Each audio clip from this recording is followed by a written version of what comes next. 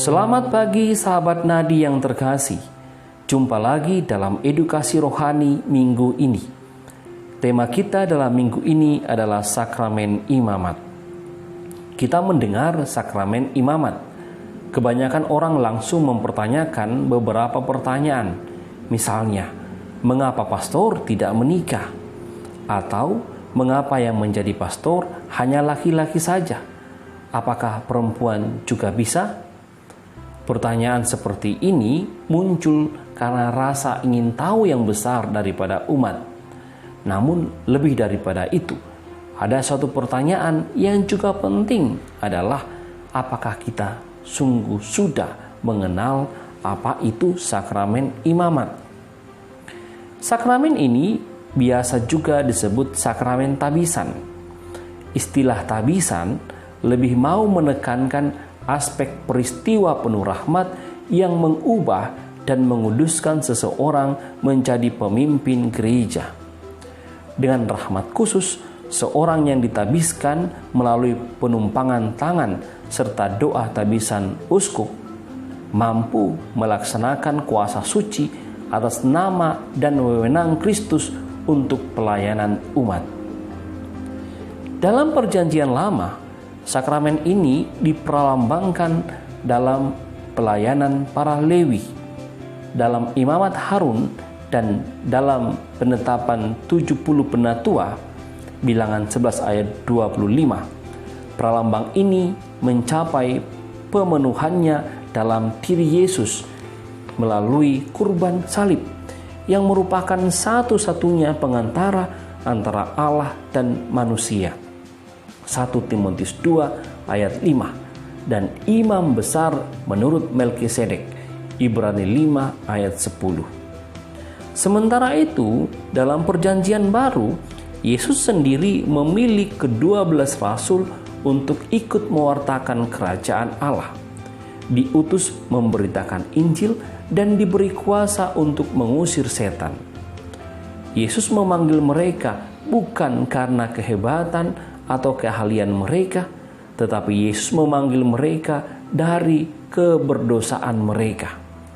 Mereka yang dipanggil Yesus sepenuhnya murni karena pilihan bebas Yesus. Bukan kamu yang memilih aku, tetapi akulah yang memilih kamu. Yohanes 15 ayat 16. Setelah kebangkitan Yesus, para murid pun diberi tugas untuk mewartakan, membaptis, dan mengampuni dosa.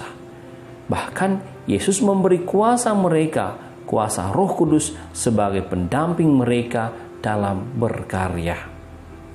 Pada zaman selanjutnya, kepemimpinan dan pelayanan gereja dilaksanakan dalam bentuk berbeda-beda.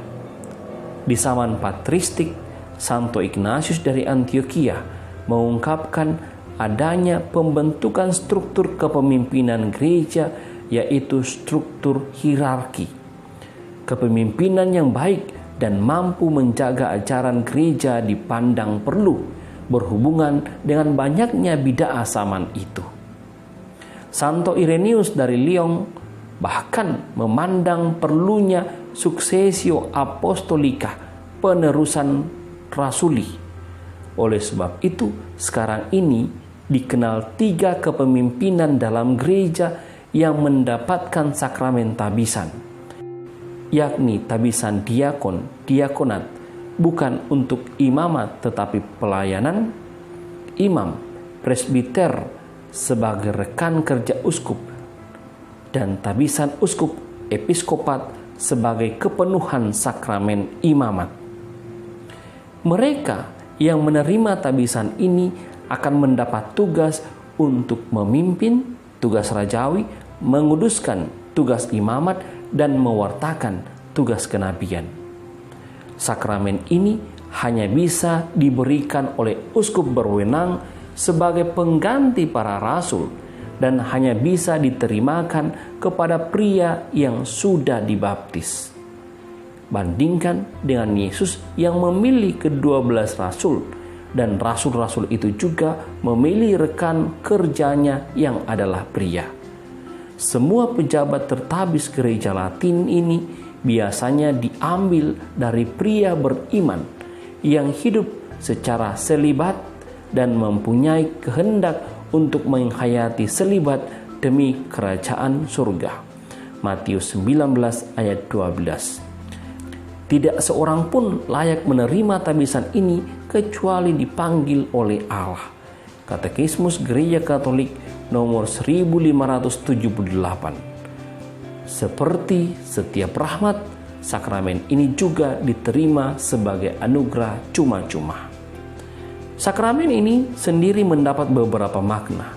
Secara kristologis dipandang sebagai partisipasi dalam imamat Yesus Kristus. Makna eklesiologis tugas pelayanan bagi gereja.